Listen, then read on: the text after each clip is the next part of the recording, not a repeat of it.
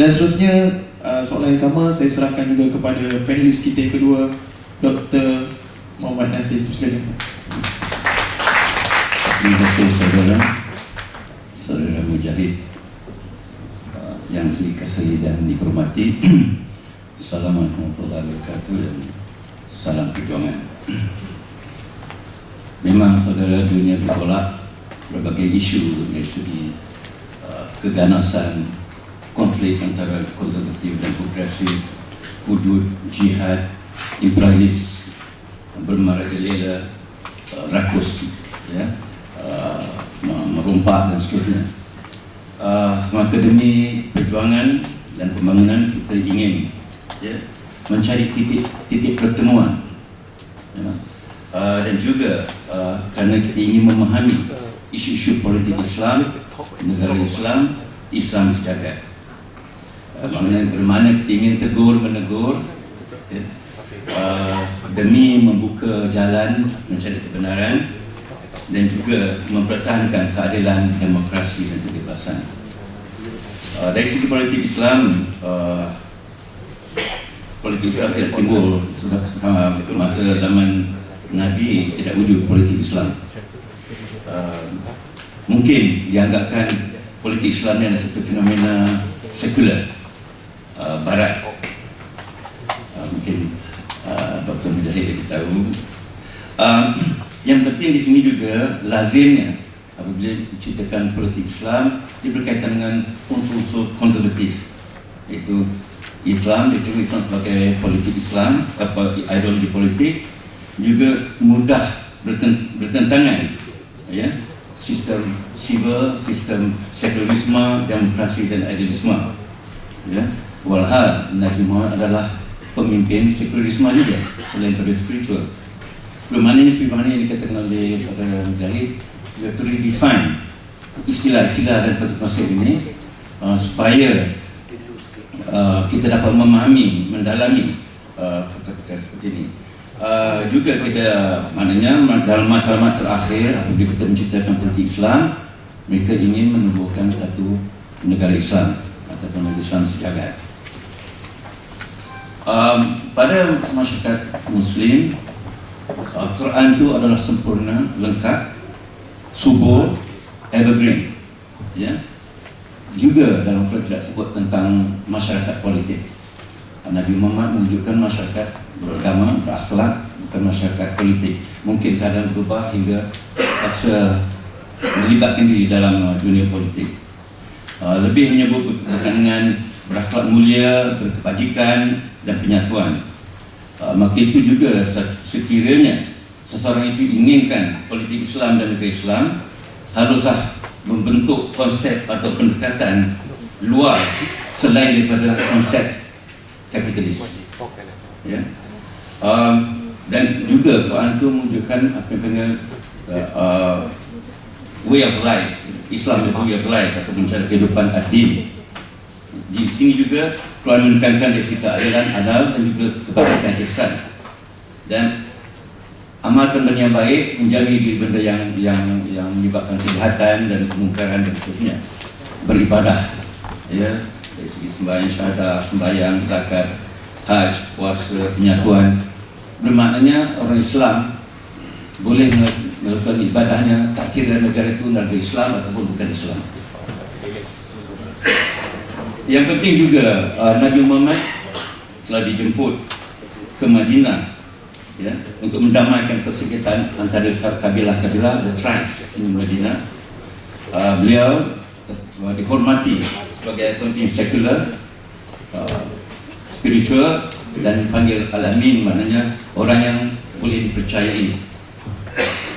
Nabi Muhammad telah melakarkan piagam Madinah, memiliki unsur-unsur perlembagaan, tetapi mewujudkan masyarakat yang beragama, yang berakhlak, bertakwa, dan lebih berat pada kebajikan dan juga keadilan. Cara yang Nabi Muhammad menggunakan adalah bukan secara kekerasan, berkonsultasi, berbincang, a win-win situation. Tidak ada paksaan dalam agama. Wujudnya negara Islam di Timur Tengah dan Afrika Utara, negara ini terikat dengan pengaruh kapitalis dan juga hadis-hadis dan sunnah-sunnah yang ramai juga mempertikaikan hadis dan sunnah. Hadis merupakan sumber syariah yang menggantikan Al-Quran. Ada kalanya bercanggah dengan Al-Quran. Malangnya pemimpin Islam tak mahu bertolak ansur dengan agama dan ideologi lain. Walhal Islam menerima kemajmukan pluralism dalam Al-Maidah 5 ayat 48 dan juga Ar-Rum surah 30 ayat 22, menghormati agama lain. Bermakna juga efek yang ada apabila melibatkan dalam dunia politik Islam, maka timbullah saingan mengejar kuasa, harta, kedudukan, pengaruh, ya, dan timbullah kacau balau. Dalam ayat Anfal 8:46 ayat 46 mengatakan bahawa you mengejar kuasa, you melemahkan diri you, ya.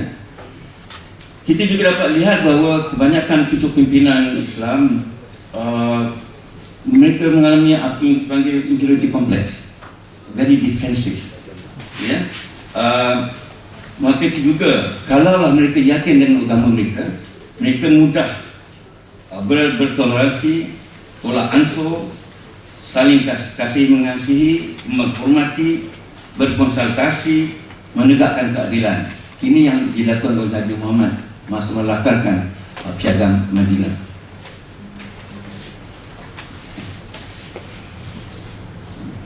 Demi apa yang berlaku pada negara Middle East, Afrika, kezaliman yang berterusan ala kapitalis, maka dalam United Nations ada report 2022 United Nations tentang pembangunan insan Arab, United Nations Arab Human Development Report.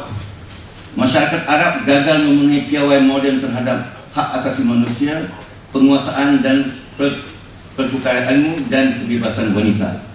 So there is a problem walaupun dipimpin oleh pemimpin Islam. Maka dalam keadaan begini, maka wujudlah apa yang panggil Arab Spring, ya. Di sini juga rakyat memberontak, di sini juga masyarakat tertekan, dan di sini juga dapati parti-parti Islam ataupun kelompok Islam yang well organized. Jadi mereka dapat memikat golongan betul yang terpinggir, yang alienated, ya. Juga pemimpin-pemimpin ini juga menggunakan hadis, ya. Nabi tidak membenarkan hadis ditulis masa Nabi masih hidup. Beliau mengatakan Quran sudah lengkap, sudah memadai. Hadis wujud 250 tahun selepas mangkatnya Nabi. Di masa 250 tahun itulah wujud jahiliyah, feudalism, violence. Quran sebenarnya menentang, ya, sunnah dan hadis Muhammad. Saya akan quote, ya. Quran menyebut sunnah Allah, sunnatullah, surah 10 109 ayat, dan Quran adalah hadis terbaik, ahsanul hadis. Ada 7 rujukan Al-Quran. Dan keputusan adalah daripada Allah. Surah 42 ayat 10. Tidak pula sunnah Muhammad ataupun hadis Muhammad. Nabi Muhammad mengadu dalam Al-Quran, mengatakan umatku sudah mengabaikan Al-Quran dan semua menganggapkan hadis itu adalah syariah. Lihat Fakultan Al-Quran. So mungkin kacau balau yang berlaku not perkara Al-Quran, perkara hadis. I mean get into trouble for this lah, ya. Kalau nak boleh rujuk, kerana ada dalam ayat dalam Al-Quran. Kita ambil negara Iran, 30 tahun negara Islam, ya, menggulingkan Shah. Golongan progresif kiri terlibat sama.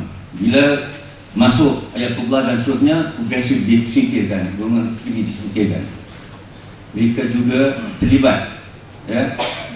Ala kapitalis menjadi tamak kuasa, ya, pembunuhan, rasuah, dan ulama dan keluarga maha kaya pun wujud. Forbes magazine mengatakan Ayatullah Rafsanjani adalah manusia ke-43 terkaya di dunia.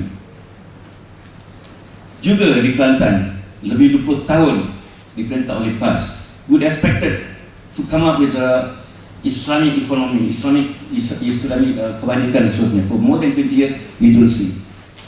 This is the greatest opportunity. Kalau hanya peluang keemasan itu tak dapat. Kerana isu-isu kebajikan, isu sosial tak diselesaikan, rasuah, pembalakan dan berbagai lagi yang tidak diatasi. Bermakna cara apa yang diikuti? Kerana this is the best opportunity. I think they have lost it unless they do something about it lah. Dan juga menjadi masalah apabila pimpinan jadi angkuh, ya, sifat dia, karakter dia tidak sama dengan apa nama Nabi, ya, lebih mengganas. Dan juga kalau kita fikirkan dari segi sebutkan dari segi politik di Malaysia, PAS dan Amanah menggunakan politik Islam. Okay. Puak progresif, masalah saya rasa puak progresif Islam juga selalu dijaga-jaga enggan menimbulkan kontradiksi atau kontroversi, takut hilang sokongan dan undi, mungkin tunggu pemimpin yang ada itu pergi. Maka dengan cara itu menggalakkan golongan muda arah pada Islam konservatif. So they may also have a problem with that, kerana tidak tegas, ya. Maka itu juga kita dapat lihat bahawa dengan kedatangan graduan dari Middle East, bukan semua, tapi mereka juga membawa Sunni Wahabi jadi konservatif, ya. Dan ini juga tidak menguntungkan menyebabkan pergerakan yang beralih ke tempat lain. Dari segi perkembangan PAS ada fasa kaum nasionalis, fasa kedua Islamic State terikut dengan revolusi Iran. Yang ketiga itu adalah mengikut pilihan raya, dari reformasi jadi konservatif, lepas itu jadi negara kebajikan, jadi konservatif balik, berpecah.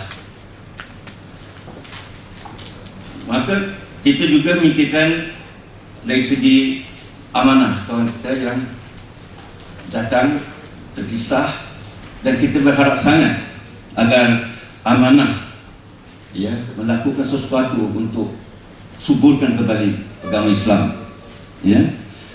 Kerana kita akan mereka melawan arus, harus menangani isu sekular dan spiritual agar Islam disuburkan, bersifat menyeluruh dan imbangan antara syariat dan makrifat, antara reformasi dan revolusi.